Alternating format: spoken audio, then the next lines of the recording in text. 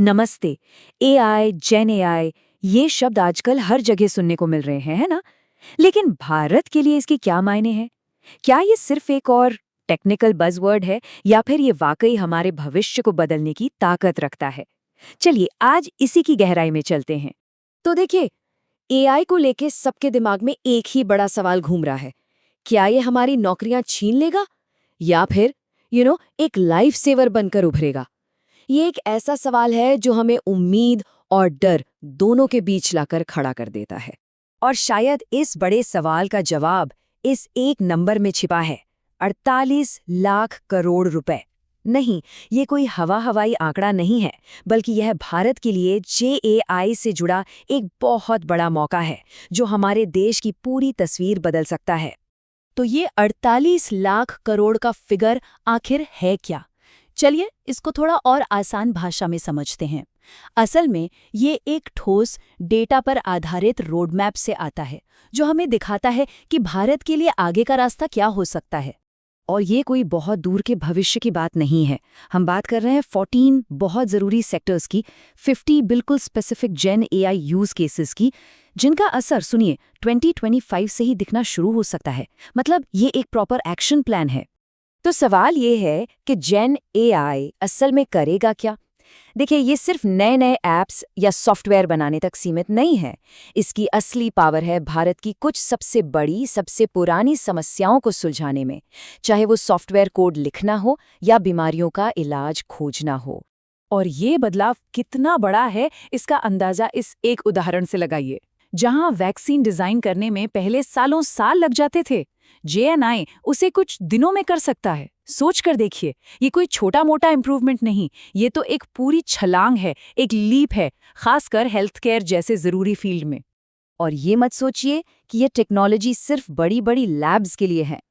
किसान एआई को ही ले लीजिए, ये सीधे बिहार और यूपी जैसे राज्यों में किसानों तक पहुंच रहा है, उन्हीं की भाषा में, जैसे भोजपुरी और मैथिली में।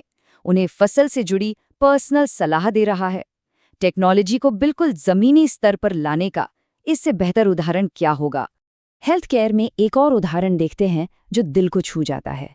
भारत में सोचिए 26 लाख से ज्यादा टीबी के मरीज हैं। अब जेन एआई क्या करता है? मरीज के जीनोम सीक्वेंस को इस्तेमाल करके जो काम पहले हफ्तों में होता था, यानी दवा का असर होगा या नहीं इसका पता लगाना, वो अब सिर्फ 48 घंटों में हो सकता है। इसका मतलब है सही इलाज, जल्दी इलाज और कई जिंदगियां बच सकती हैं। तो देखिए इसका असर कितना फैला हुआ है। बायोटेक में सांप के जहर का तोड़ डिजाइन करना हो, हेल्थ में टीबी का इलाज हो, खेतीबाड़ी में किसान एआई जैसी चीजें हों, यहाँ तक कि मौसम के बिल्कुल आखिरी गांव तक के अनुमान लगाना हो या 12 करोड़ किसानों को तुरंत लोन दिलाना हो, हर सेक्टर में जीएनआई गेम चेंजिंग सॉल्यूशंस ला सकता है। लेकिन बात सिर्फ आज की समस्याओं को सुलझाने की नहीं है। जेन एआई असल में भारत को एक डीप टेक राष्ट्र बनाने की नींव रख रहा है, एक ऐसी नींव जिस पर हम भविष्य का निर्माण करेंगे। और ये भविष्य कैसा दिखेगा, इसका भी एक रोड मैप है। 2025 में स्मार्ट ग्रिड, 2026 तक हमारे आईएसआरओ के लिए सैटेलाइट डिजाइन तेजी से होगा, 2027 तक नेक्स्ट जेन सेमीकंडक्टर डिजाइन, और 2030 तक तो हम न्यूक्लियर फ्यूजन रिसर्च में भी इसकी मदद ले रहे होंगे। एक बिल्कुल साफ आगे बढ़ता हुआ रास्ता।